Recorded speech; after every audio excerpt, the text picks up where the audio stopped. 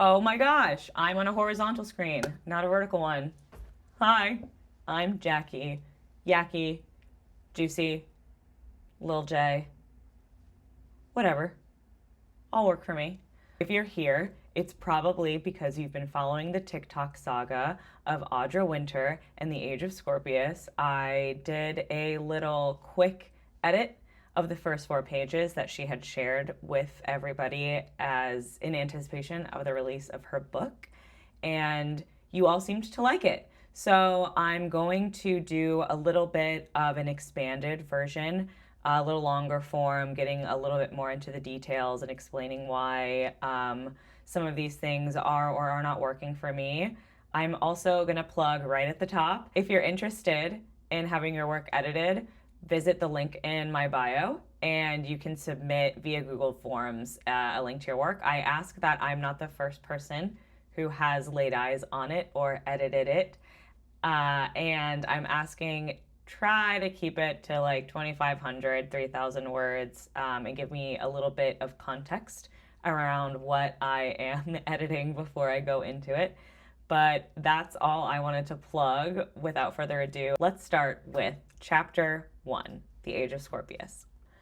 Someone had rewritten the history of Conviction Woods, the cursed forest I called home. Despite all the texts describing Conviction Woods as eternally inhabitable, there were hundreds of wartime artifacts scattered amongst the forest grounds.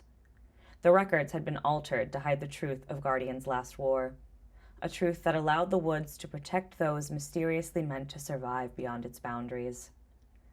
I lingered on the edge of the farthest northern reach of Conviction Woods. Before me stood a crumbled and dilapidated stone arch, old runic etched across its surface, worn away by the structure returning to the earth. A few fallen stones lay scattered across the surrounding ground, freezing into the dirt as ancient remnants conjoined with snow and soil. Beyond the arch's gaping mouth lay Assiduous's barren territory. Assiduous's barren territory and its occupants who didn't want me meandering on their land. It was too late for me to trace the rest of the runic on the arch. I'd only recorded the lower carvings, my arms too short to reach the tallest stones. I let my eyes linger on the writing to try to memorize the patterns. The clock ticked as enemies neared, and while my feet drew me away from the arch, my mind bent around the writing. I think I said this in my TikTok, but repetition as a literary device is something different than being repetitive in your writing, okay? Repetition as a literary device can often be similar syntax in sentences, but more often than not, it's thematic, or there are the same things happening and we're in a cycle, right? Here, it's the kind of repetition that benefits from significant editing. Conviction Woods, bam, bam, first 2 sentences. And then again, in our second paragraph, we end with Assiduous's barren territory, and we start the same next paragraph with Assiduous's barren territory. It's not pushing the story forward to repeat things like that. It's not helping drive the point home that it's barren because you're just telling me that it's barren territory. You're not showing me by showing me what it looks like or what it feels like to be there, maybe what the people are like or what the vegetation or the air, right? That is so different than just repeating the same 3 words, bam, bam. And it really takes you out of it, and it feels like an unedited piece of work. I will also say I am going to correct my error. I said that there seemed to be an error in the second sentence where we're talking about despite all the text describing Conviction Woods as eternally inhabitable. I realize, yes, this makes sense. I had to read it about 5 to 6 times for it to really lock in. And I think what really makes it so clunky is that, have you ever heard a place described as eternally inhabitable? What does that mean? And why? And is there significance? At this point, I don't know. What I'm noticing here is that it feels like a trap a lot of early writers get into where you think you're describing what's happening in a movie. And that's not a bad tactic to get out of your system. And it's not a bad tactic to try to write the worst first draft you possibly can. I think, like, worst as in breaking all of those cardinal rules of, like, you're telling instead of showing. I think it can get it out of your system. I think it's also something that helps you get to where you are going, and you can go back in editing and reshape it and figure out how you are going to show and describe and illuminate instead of just telling me. But here is our first page, and all I'm getting is a nameless perspective telling me things. And they don't seem to have very many emotional stakes, and I don't have any. So it's really hard for me to get into it. Another point on clarity is that I know that if we're going into like the most obscure definition of runic, I suppose it's used correctly here. But unless we are James Joyce, as writers and communicators, we are seeking to share our story in the clearest and most effective way possible. And so that means that if you are reading something and it sounds wrong enough to catch people off guard, oftentimes it is no longer an intentional artistic choice. It is something that could be edited, and you can uncover a better, stronger, more effective way to say that. That is why editing is such a critical part of the process. They are intertwined, right? Nobody pumps out a first draft that's perfect. It just isn't really how writing as an art form works. And so when you're reading this first page, I'm really seeking for a hook. And the hook seems to be that the records had been altered. But I don't know what records. And I don't really care, because that doesn't really seem to matter to this protagonist. We're also getting into some description where it's like, it's too late, the clock is ticking. That's very cliche. The clock is ticking. There's not a clock around, right? You can find better, stronger, more unique ways to say things like that in your own voice. Another note on describing your characters, it's very important at the beginning. We don't want to go too deeply into it, but things like, I'd only recorded the lower carvings, my arms too short to reach the tallest stones. That doesn't really enrich the character for me. Their arms are too short. Okay, I'm kind of getting a picture, but that doesn't reveal anything to me about who this protagonist is. A common theme in first drafts of work too, and a common piece of advice is don't start with setting. Of course, there are exceptions to every rule, but we're starting with setting here, and it still feels like I'm in a white room. I don't really know anything about the woods. I don't know what it feels like for the protagonist to really be in the woods. And to me, I'm just kind of blankly in a place, and there's a stone arch in front of me. It doesn't really anchor me to anything, right? Let's keep going. The arch's inscriptions must have been centuries old. I'd never in any of my studies seen a combination of Union languages on an artifact. Mixing two Union languages was almost unfathomable to modern-day society. Besides our common tongue, Guardian prioritized the separation of the four unions: conviction, assiduous, autarkic, societal, in their own societies and territories. Even more intriguing, the arch dated back to a war where conviction and assiduous were enemies. A combination of the two languages was further proof that Guardian's recorded history was wrong. I'd spent months scouring over records, libraries, and books to pinpoint the location of the arch as soon as I spotted it mentioned in a 300-year-old document. My research eventually revealed that the arch was placed in a Scythian territory on the edges of the woods at the border, though that could have spanned hundreds of miles from the eastern part of the hub, Guardian's shared central city, to the coastline of the continent. To trace the steps of ancient battles to the coordinates of the arch was a tedious process requiring my nose to be stuck in at least 24 scrolls within the past couple of months. Deciphering the runic on the arch was my next step to decoding the true history of Conviction Woods. And the moment I finally found it, an Ascidian border patrol just had to be there, of course. There was no doubt about it. The two of them had spotted me. I'd stepped past the 10-foot wide path onto a city and territory where the arch stood and where they headed straight toward me. I backed up to Conviction Woods, safely passing beyond the aura of protection set on the trees. A faint, shimmering aura of gold, green, and silver light flickered and shifted around the lanterns as I settled into Conviction's territory on the opposite side of the trail. So I think it's not that this person doesn't have a command of the English language.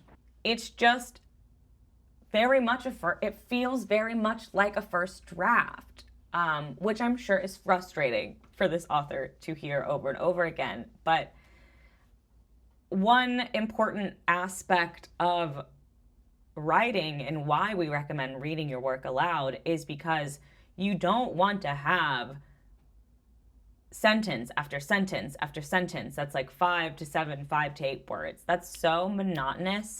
It doesn't flow, and your reader definitely disengages faster, I would say. The other thing, again, we're telling me. I'm not seeing flashbacks of finding anything in documents. I'm not seeing any stakes around why we're researching or what that looks like. And we're also contradicting, it seems, ourselves this entire page. So there are union languages, and we're introducing this part of the world, and then there are different unions, and they don't mix, except they do mix in one place where there's a central city, except the central city is just called Hub.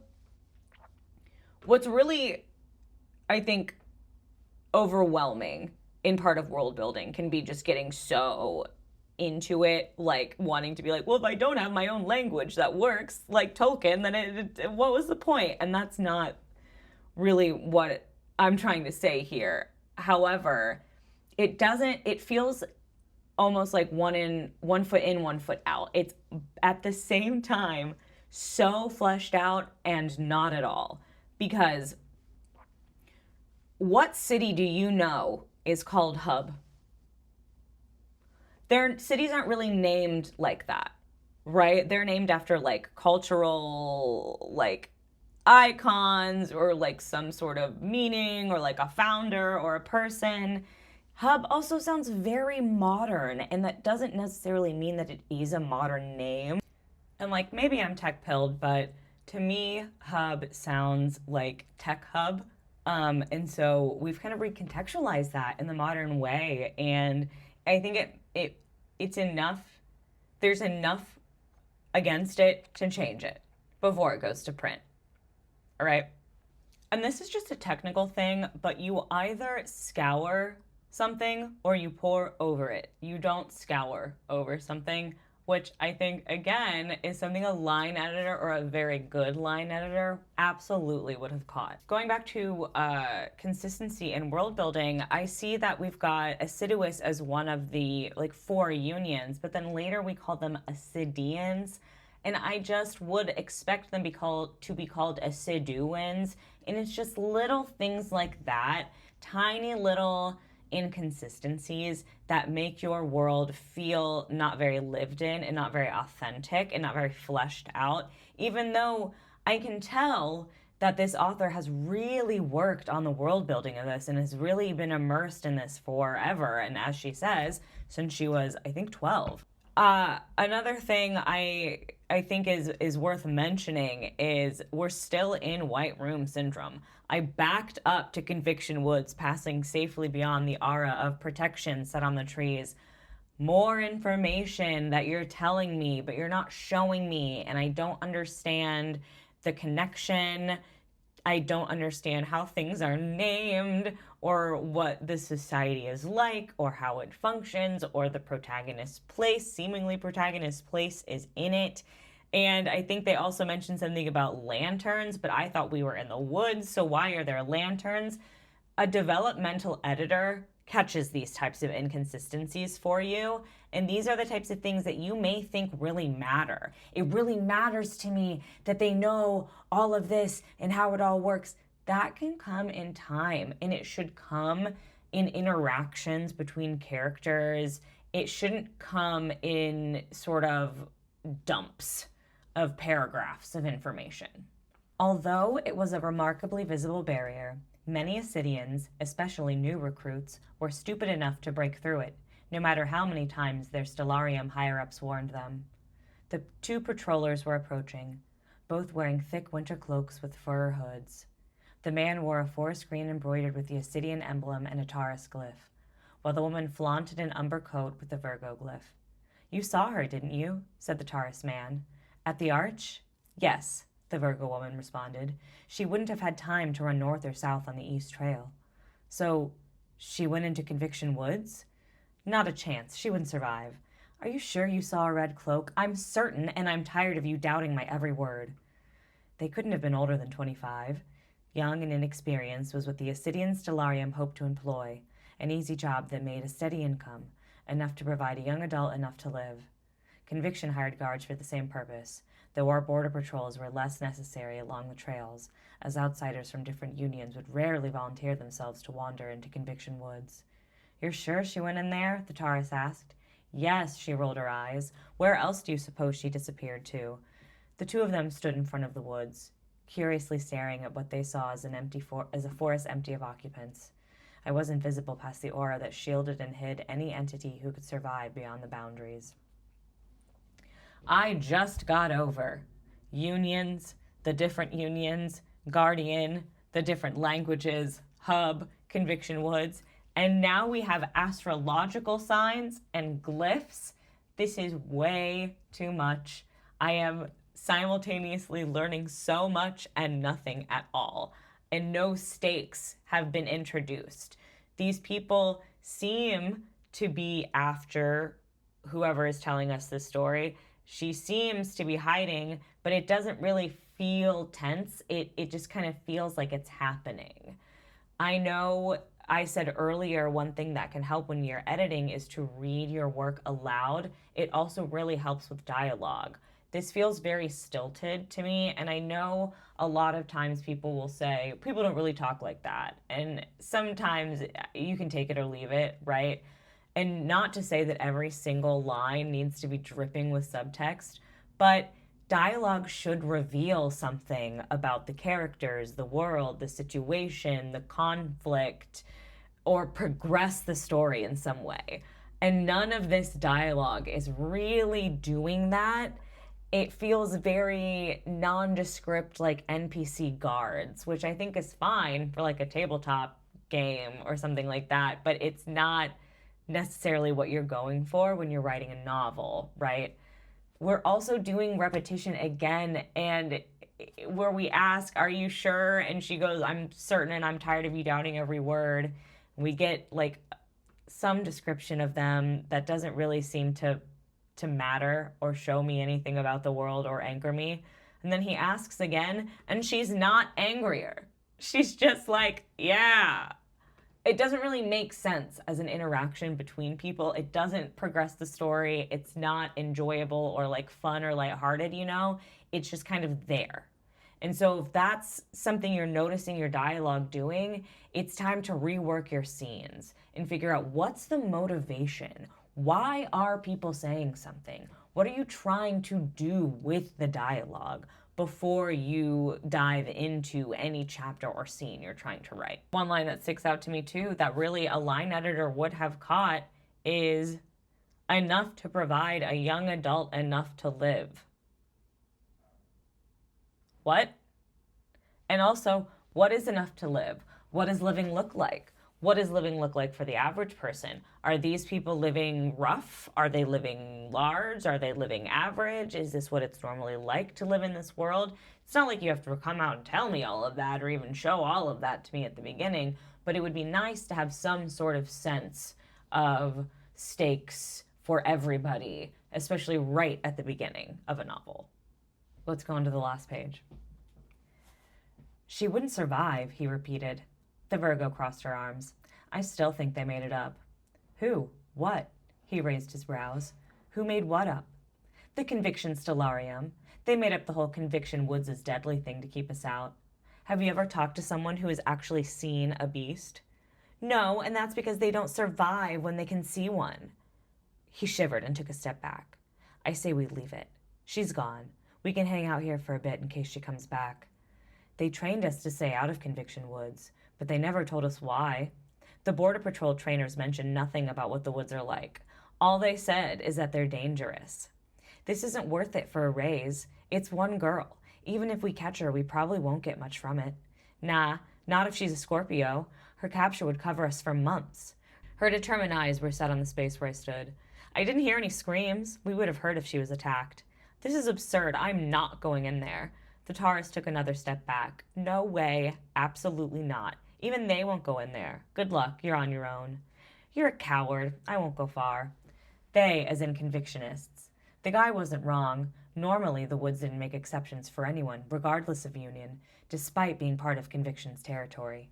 But my family was proof that there were exceptions. Somehow, some way, I would find out why. Okay, again, we've got guardian, we've got astrological signs, and we've got glyphs, and we've got unions, and different places, and now there's a stellarium, and I can kind of contextually understand what it is, but I don't understand why it is, what its relation is to anybody present, really, and if it heightens the stakes at all. It also still feels very blank. The dialogue is kind of trying to info dump. It's trying to progress the story and trying to reveal, but these people don't feel like they're talking to one another. They feel like they're talking past one another to deliver information to us. I know people talk about Stephen King all the time, and he may not be your vibe, but I recommend reading his dialogue because he really does an excellent job of capturing how people talk to one another and interact and engage in a conversation. Are they trying to get something from you? Are they bored? Are they trying to get out of the conversation as quickly as possible? These are types of vibes and scenarios that you want to set up before the scene even really gets into it, so that you can tell where you're going, you can tell what the motivation is of everybody there, and it comes out pretty clearly through the dialogue, which really helps progress your story. I think also we're coming in with way too many hooks here, because first I thought the hook was that somebody had altered the records. But if it seems that somebody had altered the records, they seem also to be thinking that there's some deception going on. So is this just like the world is deceptive point blank? Or is this some special mission that only this protagonist can go on? We're trying to hint at that. My family was proof that there were exceptions, and somehow, some way I would find out why. But again, that's adding a whole extra layer and like a whole extra hook and motivation, and I still don't know this character's name. I feel very separate from them. And this is where tense comes into place and where perspective comes into place.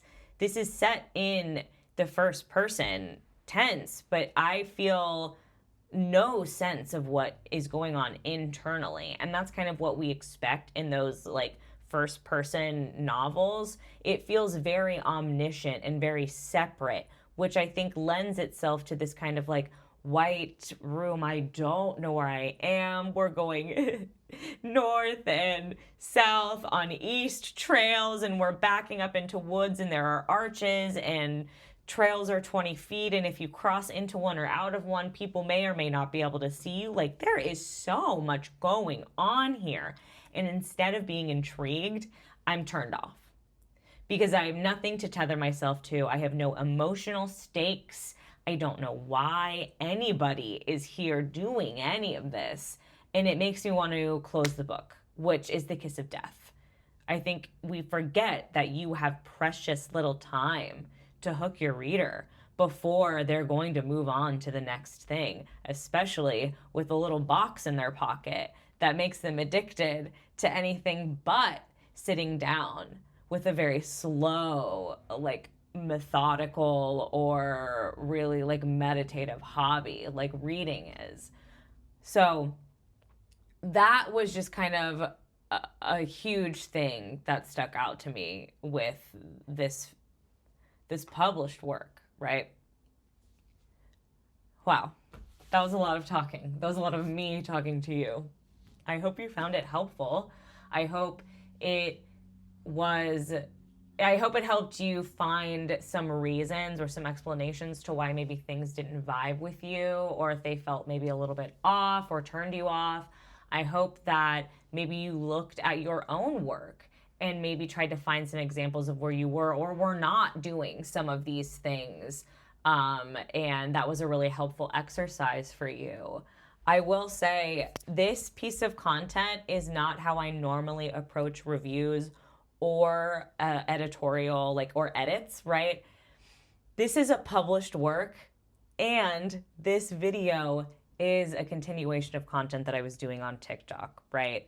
I think it's very different when you're sending something to an editor very much in the developmental stage versus when we've got a finished product and people are reacting to it. So I don't want you to be afraid that maybe some of my more incisive comments, I don't want them to scare you off, right? I think this is just kind of a fun creative exercise that none of us have any stakes in, which may or may not be a good thing. I also want to say what the author did was incredibly brave. Most of us never finish a novel in our entire lives, let alone publish it and put it out there for the world to see and react to. And so I think that's something we should all strive for. I think that's just a really brave and honest pursuit.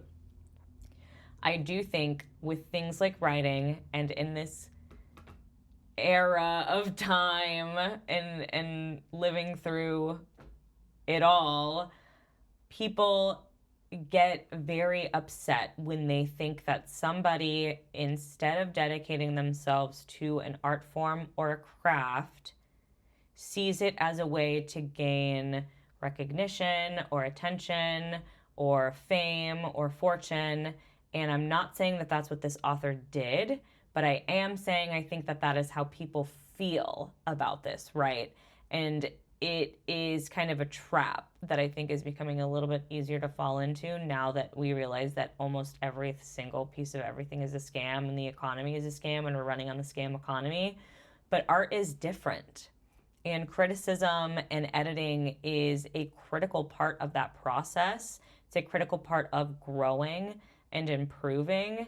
And at the end of the day, I think mostly we are trying to capture a feeling or a moment or what it is like to live through something or experience or feel something, or we're trying to understand, and we're doing this through these other characters. I mean, there are a million reasons why people create things or write, right?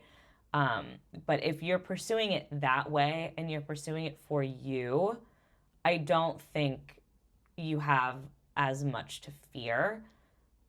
But know that it is a process and that it is hard and that your first work may not be exactly what you want it to be, but that doesn't mean it's a failure, because you have so much to learn, and every single hobby, craft, anything is about doing and practice. So, visit my channel, submit your work to me if you would like to be on another video, maybe in the future. It's very brave of you to do so, very commendable, and we're building a community, and I think that's very cool. Also, don't forget to like, subscribe, and hit that little bell so you can get notifications when my videos go live, and follow me on TikTok. It's a fun time. I talk about a lot more than just editing and books, and I don't know, I think I'm funny. Thanks for sticking with me. I'll see you next time.